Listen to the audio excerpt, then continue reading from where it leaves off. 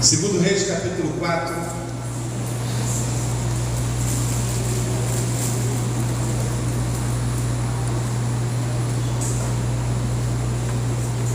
Segundo livro dos Reis, capítulo 4, a partir do versículo 14.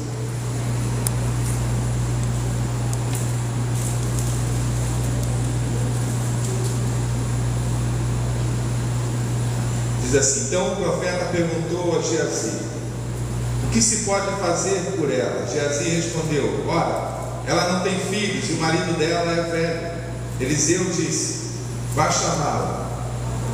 Ele a chamou e ela se pôs à porta. Então o profeta disse à mulher: por este tempo, daqui a 1 ano, você terá um filho nos braços. Ela disse: não, meu senhor, homem de Deus, não minta para esta sua serva. A mulher engravidou e no ano seguinte, no tempo determinado, deu à luz a um filho, como Eliseu tinha dito. O menino cresceu e certo dia foi encontrar-se com seu pai, que estava no campo com os ceifeiros. De repente ele disse a seu pai: ai, a minha cabeça, a minha cabeça. Então o pai disse a um dos servos: leve-o para a mãe. Ele o tomou e o levou para a mãe. O menino ficou sentado no colo dela até o meio-dia e então morreu.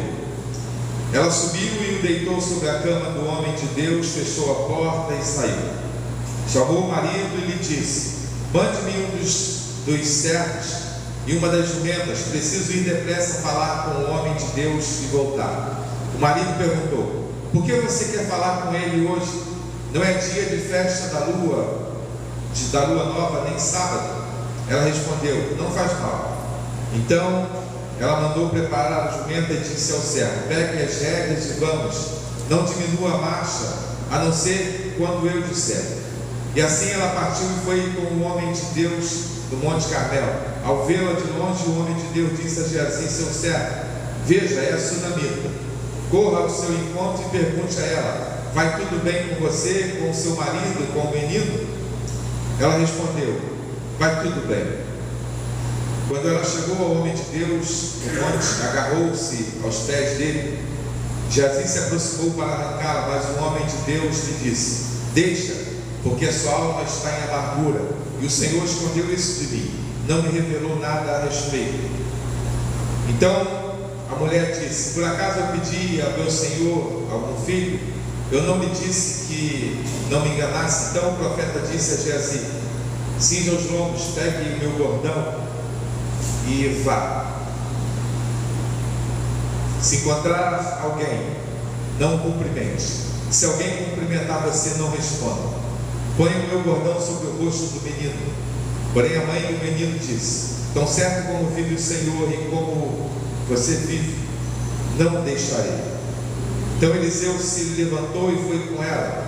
Geazi foi adiante dele e pôs o bordão sobre o rosto do menino, porém não houve nele voz nem sinal de vida. Então voltou para encontrar-se com Eliseu e lhe disse: o menino não acordou. Quando o profeta chegou a casa, eis que o menino estava morto sobre a cama. Então ele entrou, fechou a porta e orou ao Senhor, subiu à cama, deitou-se sobre o menino e pondo a sua boca sobre a boca dele, e seus olhos sobre os olhos dele, e as suas mãos sobre as mãos dele, se estendeu sobre ele e o corpo do menino aqueceu.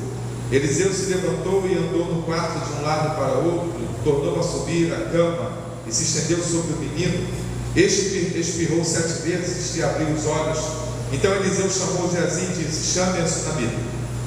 Ele a chamou. Quando ela chegou, Eliseu disse: pegue o seu filho.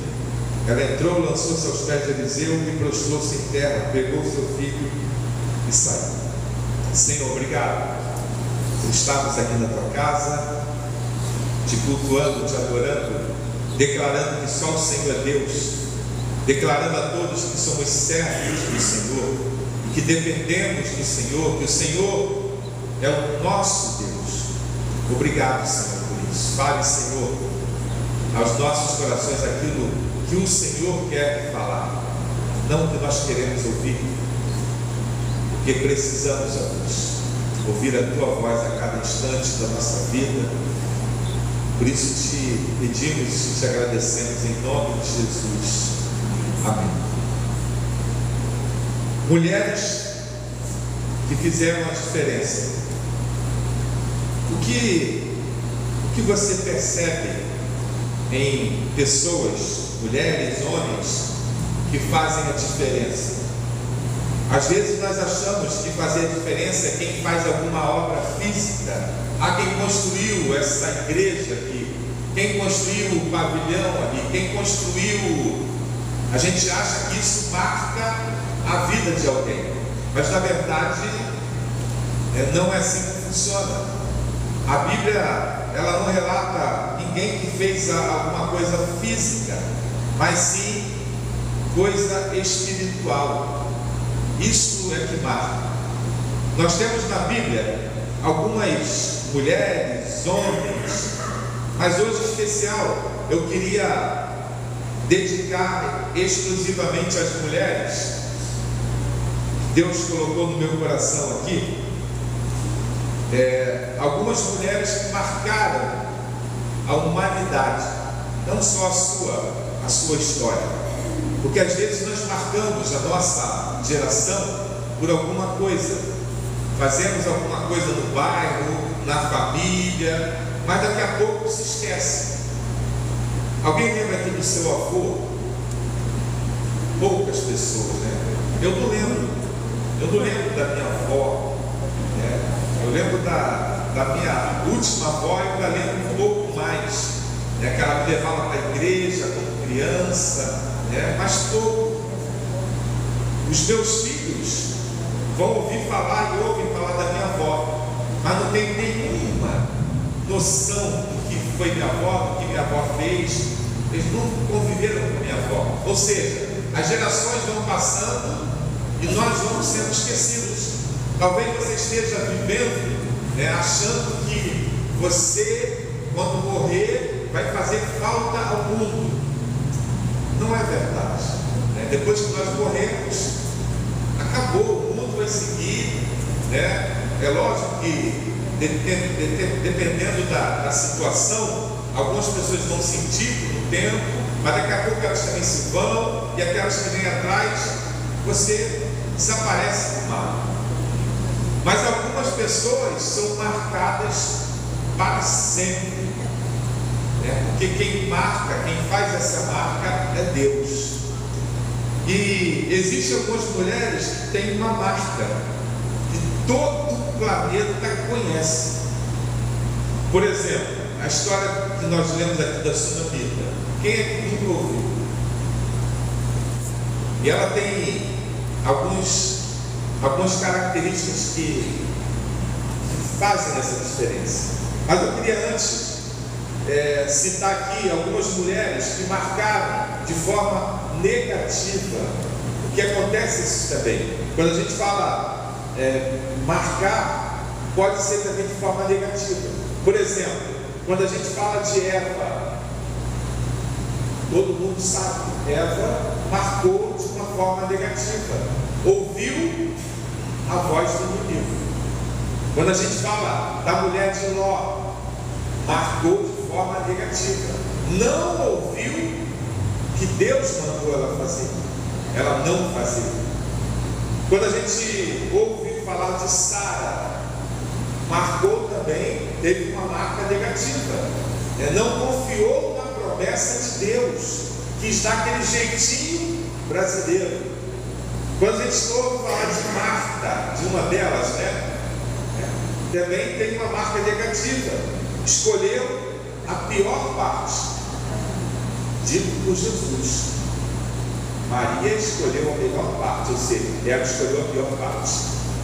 Quantas mulheres e também homens têm essas características aqui? E se a gente observar, todas elas é porque não atentaram para a voz de Deus, não atentaram para as coisas de Deus. A Sunamita, pelo contrário, ela tem uma característica diferente, dessas aqui, e que não são muitas mulheres e homens também que têm uma confiança concreta na promessa de Deus, embora ela tenha titubeado ali, mas meu marido já é velho, mas a vida dela demonstra isso. Porque às vezes nós temos uma vida só de vovó. A gente fala tanta coisa, mas na hora de provar é o contrário. E ela mostra o contrário disso. Embora ela tenha dito para o homem de Deus: não, mas eu ficar grávida, meu marido já é dessa idade, embora tenha demonstrado uma dúvida ali, mas na sua vida, né, na hora que foi necessário, ela provou a fé. E às vezes a gente vê o contrário, a pessoa fala tanto de fé que Deus, eu sou servo, eu sou. Na hora que tem a oportunidade, eu sempre tenho falado isso, a Bíblia está sempre nos lembrando sobre isso. Todas as coisas são para o bem. Romanos 8:28 é um dos exemplos, né? Acho que eu gosto muito de nos mostrar isso. Quantas coisas Deus permite na nossa vida que para a gente é um transtorno, para a gente é triste, para a gente é problemático, mas na verdade Deus está dando oportunidades de nós mostrarmos para quem? Para começar por nós, para você perceber quem é você, como você está. E essa mulher teve a oportunidade, né? Deus deu a ela um filho, um milagre, e de repente o filho morre de uma forma inexplicável, e ela demonstra fé concreta, que poucos têm. E uma das provas, né, da fé é o que diz lá, 1 Tessalonicenses 5:18, né? Em tudo dai graças. Quantas vezes a gente faz isso? A gente dá graça, oh Deus, obrigado, quando você gosta, quando você concorda, quando você entende, quando você aceita. Aí você é crente, uma crente que olha de dar inveja. Mas basta alguma coisa sair do seu controle, porque nós gostamos de ter tudo nas nossas mãos. Meu filho tem que estar fazendo o que eu gosto, do jeito que eu gosto, do jeito que eu falei para ele. Aí você fica feliz, você dá glória a Deus, você, né? Mas basta seu filho fazer algo que você não concorda, que você não gosta, que você não entende, pronto, acabou. Aí você desaba, você não quer mais ir para a igreja, você não quer mais orar, você não tem mais humor para nada, porque algo importante está no seu controle. Eu dei um exemplo de filho, né, que acontece com milhares de famílias. Não é? Talvez você pense que você, meu filho, a minha filha está me dando problema, né? Eu lembro de anos atrás, eu tenho um tio, o filho dele, quando ficou adolescente, começou a dar problemas para ele. Ele começou a ter atrito com o filho, e ele era sozinho, né? Só ele e o filho. E aí, toda vez que a gente ia lá, e aí, como é que tá, tio? Não, porque o fulano, ele me afronta, ele não sei o quê. E ele, você viu o semblante dele, caído, sabe, sem expectativa de vida, porque o filho fazia isso. E ele foi se acabando por causa disso. Muitas famílias, eu já conheci muitas famílias com esse problema. E eu passei por esse problema também, de ter assim também meu filho, né, não fazer o que eu tinha certeza que era o melhor para ele, que ia dar resultado para ele, que ele não ia ter os problemas que eu tive. Eu também passei por isso. Aí eu entendi meu tio. Porque até então eu achava que meu tio era pouco. Porque se fosse eu ia pegar, vem cá, garoto, aqui. A gente pensa um monte de coisa quando não é com a gente. Mas quando acontece com a gente vê, não é bem assim. E aí que a gente tem que aprender o que a Bíblia fala: em tudo dai graças. Nós fazemos planos, nós temos experiência, nós temos cabelos brancos, nós sabemos de tudo, né? E a gente acha que tem que ser tudo assim, que o filho vai, né? Que o patrão vai te tratar assim, que o vizinho vai te tratar assado, que tudo vai ser do jeito que você quer. Eu também quero isso, mas não é bem assim. Existem algumas coisas que acontecem na nossa vida, na nossa profissão, né? Eu lembro que da última eleição, né, só um exemplo, eu falei isso para algumas pessoas. Eu falei: se fulano ganhar, vai ser ruim, muito ruim, mas para a gente vai ser bom. Os militares vai ser muito bom, mas eu não quero isso. E é de coração. Eu prefiro que seja bom para o Brasil. E aconteceu, não foi bom, e não está sendo nem para o Brasil, e pior para a gente. Mas eu achava, como nós não sabemos nada, nós não sabemos. Mas uma coisa eu sei: em tudo dá graças. Eu sei que Deus tem um propósito em tudo, em tudo. Até naquilo que a gente vê que está acontecendo aí, né, no nosso país, no mundo. Algumas pessoas falam: mas como é que Deus permite? Deus tem um propósito em tudo. A questão é como você está vivendo. Algumas pessoas estão, eu vejo alguns colegas, né, de trabalho, alguns parentes que andam cabisbaixos. Não, que agora vai perder tudo, que o Brasil vai, não sei o quê. As pessoas se acabam por problemas tão banais daqui da terra. Mas eu nunca vi, até hoje, eu posso até vir conhecer, mas ainda não conheci ninguém, isso eu afirmo, eu nunca conheci ninguém que estivesse chateado, que estivesse triste, que estivesse abatido por falta de evangelismo. Ah, eu não estou evangelizando. Ah, já tem um ano que eu não falo de Jesus para ninguém. Eu nunca vi. E a Bíblia fala que isso deve ocupar nossa mente. Essa preocupação. Porque as demais coisas, o seu filho vai acabar querendo você ou não. Se você vai encontrar lá no céu, é outro caso. Se ele não for, se meu filho não for, eu não vou sentir falta dele. Tenha certeza disso. Você não vai sentir falta do seu filho. Não sofra aqui por causa disso. Você tem uma obrigação com o seu filho. Deus te deu para você cuidar, mas você não pode sofrer porque ele não quer Jesus. Você não pode sofrer porque ele não quer seguir os seus passos. Não. Cumpra o seu papel. Você não pode ser mau exemplo. E nós vemos aqui na Bíblia essa característica de algumas mulheres. Algumas mulheres que agradaram a Deus justamente por conta disso. Por exemplo, João capítulo 19, versículo 25 diz assim: e junto à cruz de Jesus estava sua mãe e a irmã de sua mãe, Maria de Cleofas e Maria Madalena. Um exemplo de uma mulher que deixou uma marca. E o porquê que ela deixou a marca, né? Algumas mulheres: coragem. Coragem. Quantas mulheres e homens são covardes? Isso desagrada a Deus. Lembra do episódio de Gideão? A primeira coisa que Deus falou: Gideão, manda lá beber água. Os covardes, manda voltar. Deus não tem parte com covarde. Sabe o que é covarde? Às vezes a gente acha que covarde é quem tem medo de soltar de paraquedas. Covarde é quem tem medo de andar no escuro. Covarde é quem não é isso. Isso aí é besteira. Covarde é quem tem medo de seguir a vontade e a direção de Deus. Esse é covarde. Porque ele pensa no outro. O que ele vai falar de mim? Eu não estou dizendo que a gente tem que pensar do outro, não. É outro contexto.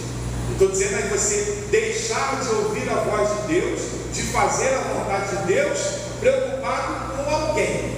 O que eles vão falar de mim? O que vão pensar de mim?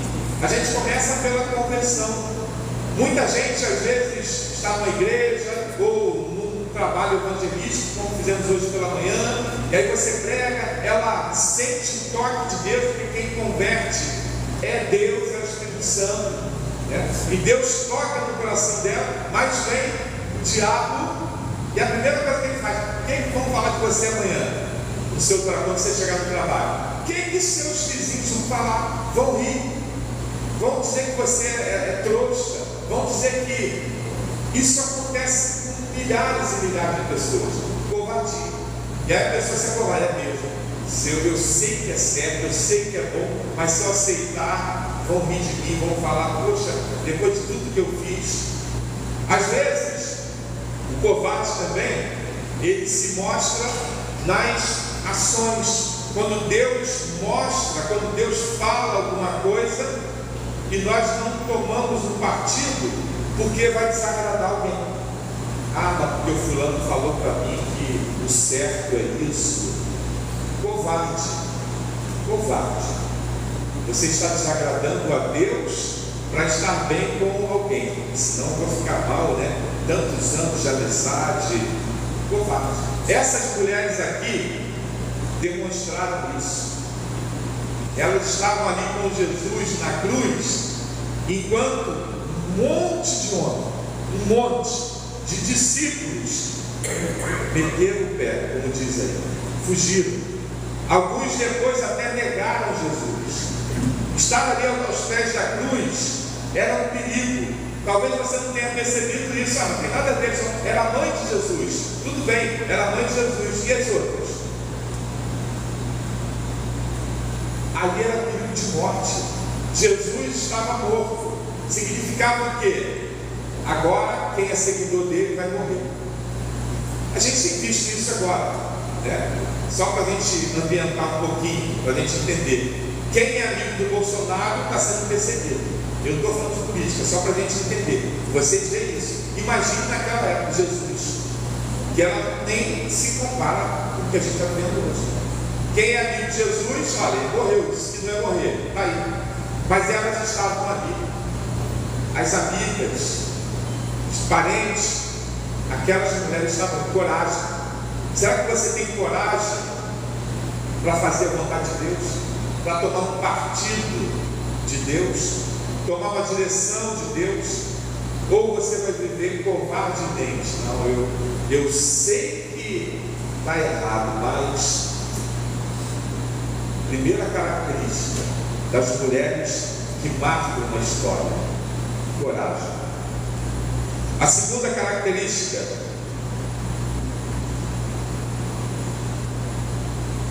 João capítulo 2, e ao terceiro dia fizeram-se umas bodas de Caná da Galiléia, e ali estava a mãe de Jesus, e foi também convidado Jesus e seus discípulos. E faltando vinho, a mãe de Jesus disse: não tem vinho. Disse-lhe Jesus: mulher, que tenho eu contigo? Ainda não é chegada a minha hora. Sua mãe disse ao servente: fazei tudo o que ele vos disser. Primeira característica de uma pessoa, uma mulher, também um homem, que marca uma história, é saber o seu lugar.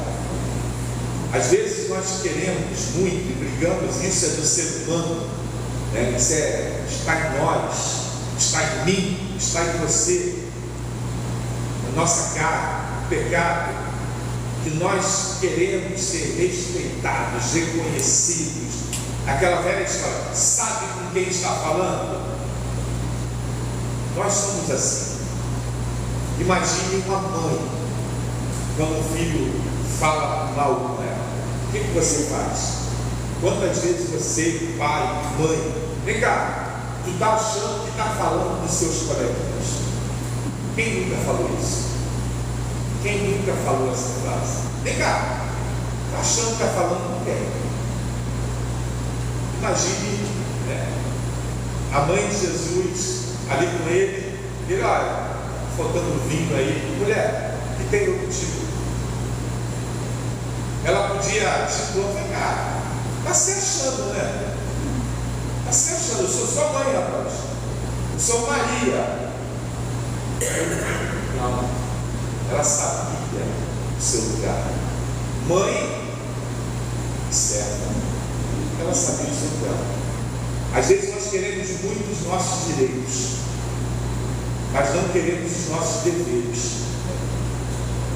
Às vezes Deus nos coloca em algumas situações que nós só olhamos os nossos direitos. Não, mas eu tenho o direito de ser respeitado. Eu tenho o direito de ser respeitado. Mas você não respeita Deus. Você não aceita os planos de Deus. Isso é desrespeitar Deus. Essa mulher não. Ela não falou nada. Pelo contrário, ela podia pensar, tá bom, ele falou assim comigo, né? Vou embora. Como muitos fazem. Também não está do meu jeito, vou embora. Não. Ela ficou quieta e, pelo contrário, foi lá, olha, fazer tudo o que ele mandava. Ainda deu mais autoridade, ainda reafirmou, olha, fazer tudo o que ele vos disser. Outros falariam, não faz o que ele manda não, porque ele está meio ir embora com raiva, lá em casa a gente conversa. Falta de humildade, falta de reconhecer o seu lugar. Muitos querem ser senhores. Na verdade, todos querem ser senhores. O ser humano quer ser senhor. Você quer ser senhor da sua vida. Você não quer ficar doente. Você não quer ficar desempregado. Você não quer ser desrespeitado. Você quer ser o senhor do tempo. Você quer ser o senhor das circunstâncias. Você quer ter o controle de tudo. E por isso nós sofremos. Começamos a sofrer dentro de casa, quando percebemos que não temos o controle dos filhos. Mas é meu filho, como ele é comida, como eu falei isso? Como eu falei isso? Come da sua comida, mas ele é adulto. Não estou dizendo criança não. Criança você tem que realmente ter autoridade. Não vai, acabou. Mas a partir do que se tornou adulto, nós temos que respeitar. Vou botar para fora de casa. Problema particular, eu não recomendo. Mas temos que respeitar e aguardar como uma cidadania. Vai tudo bem? Vai tudo bem. Ele vai quebrar a cara, mas vai tudo bem. Só esperar. Tem uma frase, que aí do mundo, mas que eu acho legal. O tempo é o Senhor da razão. Vai tudo bem.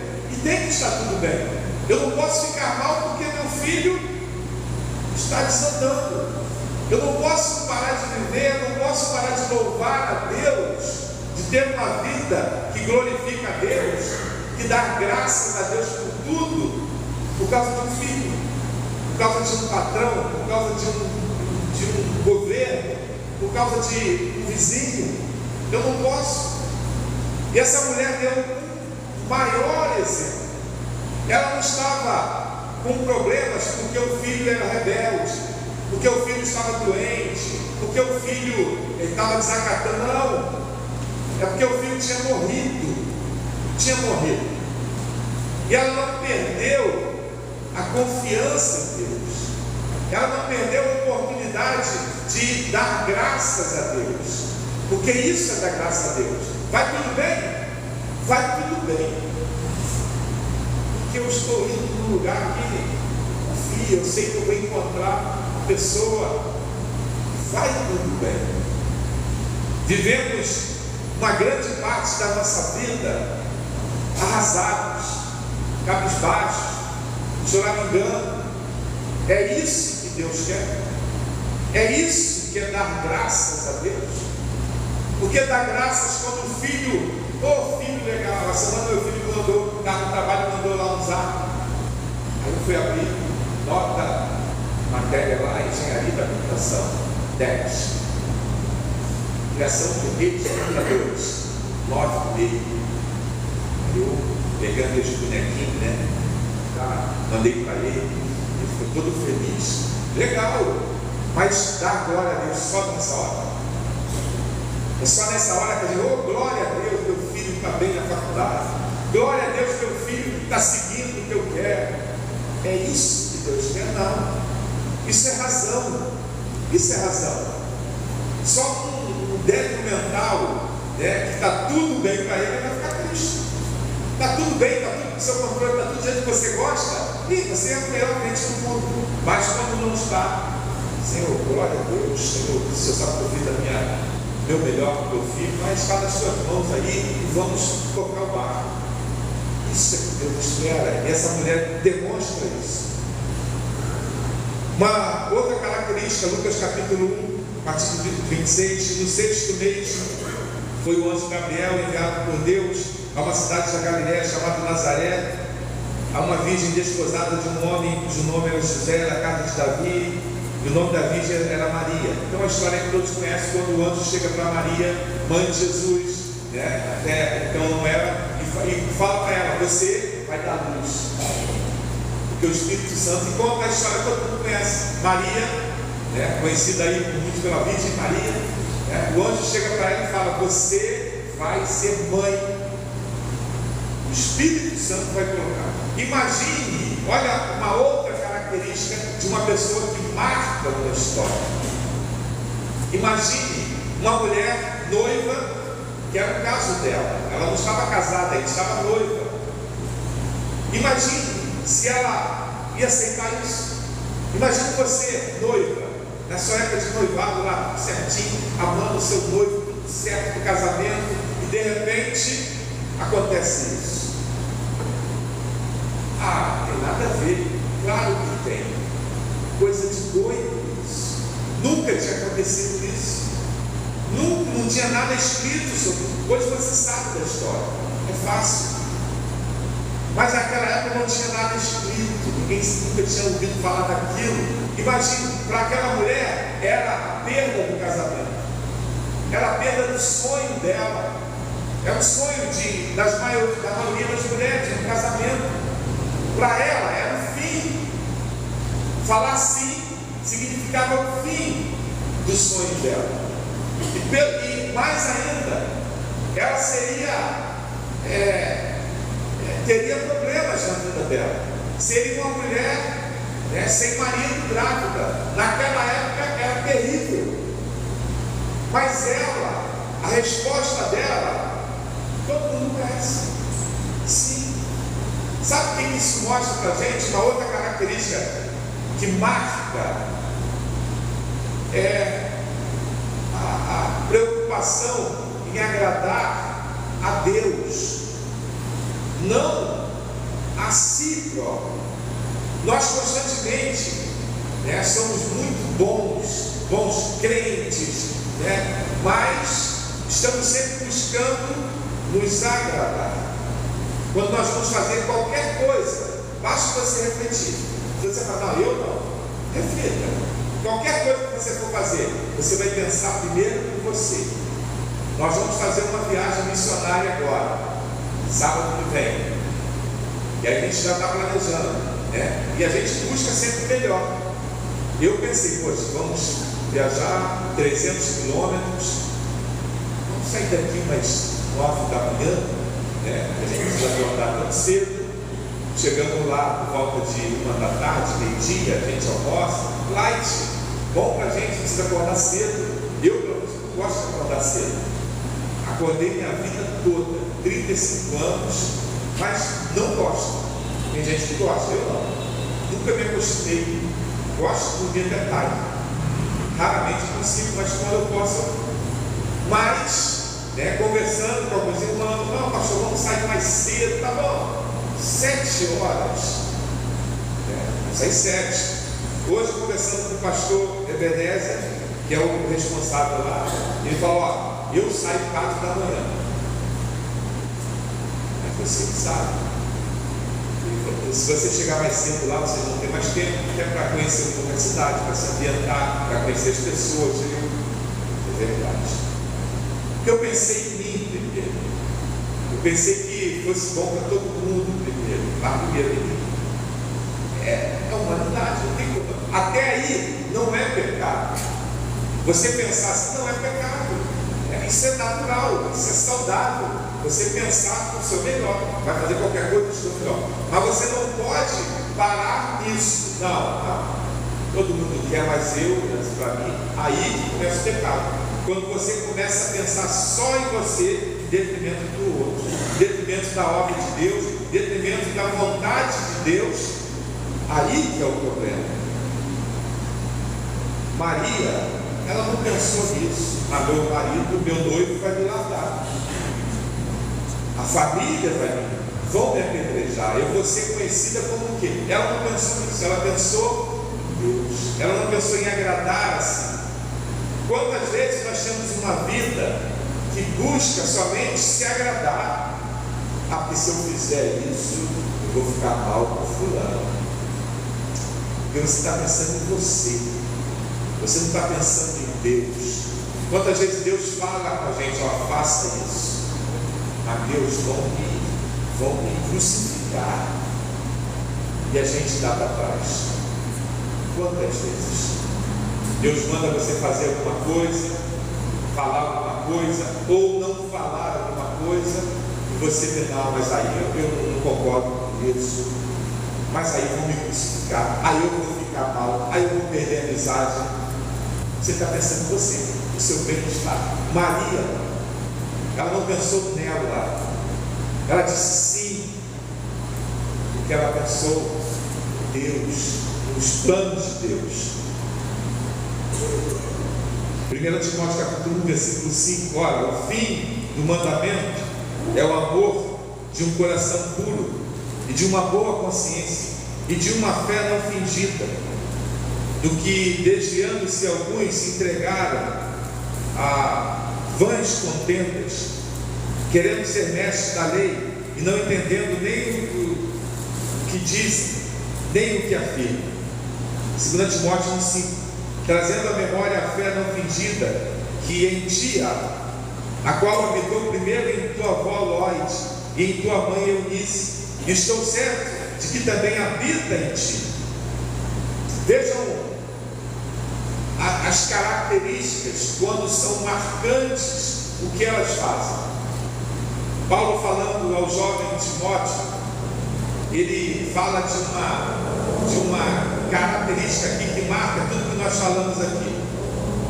Pensar em Deus, ter coragem, que engloba tudo isso. Ele fala uma frase aqui que marca isso: uma fé não, o que está escrito aí? Fingida. 1 Timóteo 5.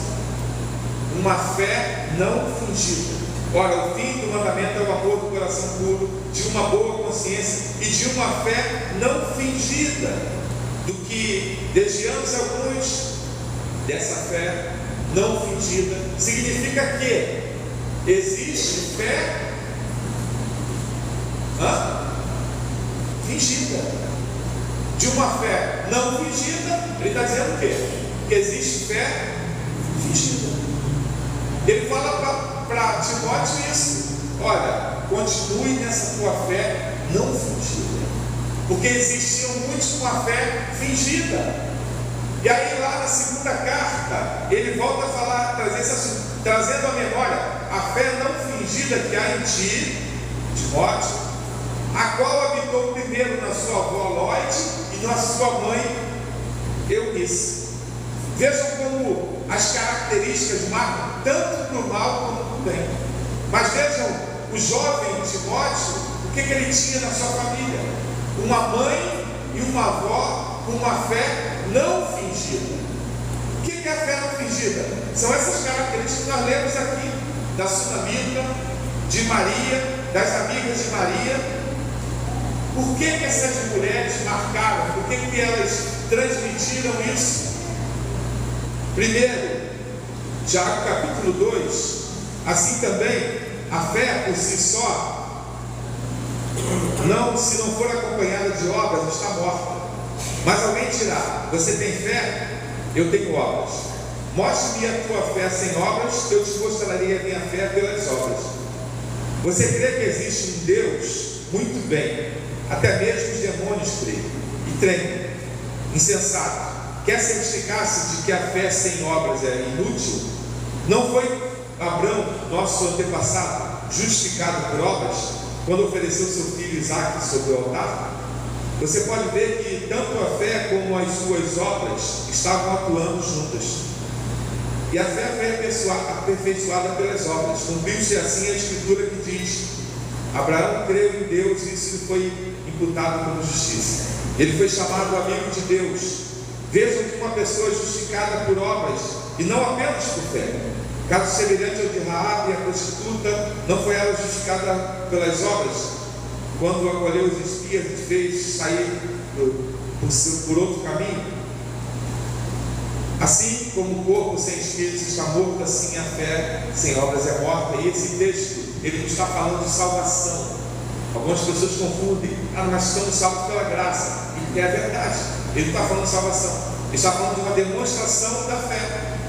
Todo mundo fala que tem fé, tem fé em Deus, glória a Deus, mas só no lado bom. Ele mostra aqui algumas pessoas que passaram uma situação terrível, mas que demonstraram a sua fé. Deus pediu Isaac, está aqui, Senhor. É demonstração da fé. A demonstração da sunamita foi exatamente assim: obra. E obra não significa fazer alguma coisa. A gente foi evangelizar, vamos lá entregar o seu pão. Não é essa obra. A obra que a Bíblia está citando aqui nesse contexto é a sua vida, como você vive. A glória a Deus. Está acontecendo isso. Glorificado seja o Senhor. Em tudo dá graças. Essa é a obra. Quando você faz isso, quando você age assim, quando alguém olha para você e está tudo bem, está tudo bem. Eu não estou dizendo que você não possa ficar triste, claro que pode, mas Deus conhece seu coração. A Bíblia fala que há tempo para todas as coisas, há tempo para chorar, há tempo para sorrir, há tempo para abraçar, deixar de abraçar, há tempo para chorar. É lógico, você está com dor, está doendo. Aí eu perdi um ente querido, eu estou triste, há tempo. Mas nós não podemos ficar mortos ali com aquele problema. Passou o momento, temos que viver isso. Em tudo dá graça. Deus deu, Deus levou. Deus permitiu essa doença, Ele tem um propósito. Eu estava falando hoje com a Elisângela, a irmã da Eliana, para escrever a história dela. Ela está com problema de saúde, tem senhorado. E nós estamos fazendo aí nosso jornal evangelístico para a gente distribuir. E como eu já falei, eu fiz contando o meu testemunho, até por questão de tempo, né? Eu queria que ficasse pronto rápido, acabou que não deu tempo. Aí o jornal ficou pronto, mas a editora não conseguiu mandar até hoje. Deve mandar essa semana agora. Mas aí eu contei um pouco da minha vida, do que Deus fez na minha vida, do milagre que fez na minha filha, daquele acidente, da minha conversão, do casamento, tudo que Deus fez. Eu falei para ela, eu queria que você contasse a sua história. Ela está passando por um momento difícil. Eu falei para ela, escreva a sua história. Na próxima edição, se você quiser, eu queria colocar a sua história. Não é para glorificar a nós, não. É a Deus. É para que as pessoas que estão aí, elas olhem e falam, caramba, Deus faz isso mesmo? Eu já vi na Bíblia. Mas essa pessoa aqui, eu já vi lá na igreja. Deus fez isso. É isso que é glorificar a Deus. Quando nós temos ciência de Deus permitiu, porque Ele está escrevendo a minha história para glorificar o nome dEle, seja em qualquer área da nossa vida. Essas mulheres tinham uma fé verdadeira, e a fé verdadeira ela se mostra com uma condição para a gente encerrar, que se demonstra a fé verdadeira. 1 Samuel capítulo 15, versículo 22. Porém Samuel disse: tem porventura o Senhor tanto prazer no holocausto e sacrifícios, como em que se obedeça a sua palavra? Este que obedecer é melhor do que sacrificar, e o atender melhor do que gordura de carneiros. Atos capítulo 5, versículo 29. Pedro e os outros apóstolos responderam: é preciso obedecer antes a Deus do que aos homens. Gálatas 1:10. Acaso busco eu a aprovação de homens ou de Deus? Ou estou tentando agradar a homens? Se eu ainda estivesse procurando agradar a homens, não seria servo de Cristo. A característica marcante da fé não fingida é a obediência, e obediência a Deus. Deus espera obediência. Quando nós olhamos para Abraão, quando nós olhamos para Noé, quando nós olhamos para Paulo, nós vemos essa marca. Quando olhamos para Maria, obediência. E obediência a Deus. Às vezes nós somos até obedientes a alguém, ao pastor. Ao pastor falou, eu vou fazer. Você é obediente. mas a Deus não. Porque o pastor pode falhar, o pastor pode errar, o pastor pode levar para o mau caminho, mas Deus não. Deus não. Obedeça a Deus. Não obedeça a pessoas por causa de amizade. Não obedeça a alguma circunstância por questão pessoal, porque vai ser bom para você. Obedeça a Deus. Importa agradar a Deus. É o que diz a Bíblia. Se tem algo errado, que está contrariando a Bíblia, não obedeça. Obedeça a Deus. Uma fé não fingida é uma pessoa obediente a Deus. Essas mulheres que citamos aqui, Maria, a Sunamita e esses homens, eles tinham essa característica, eram obedientes a Deus.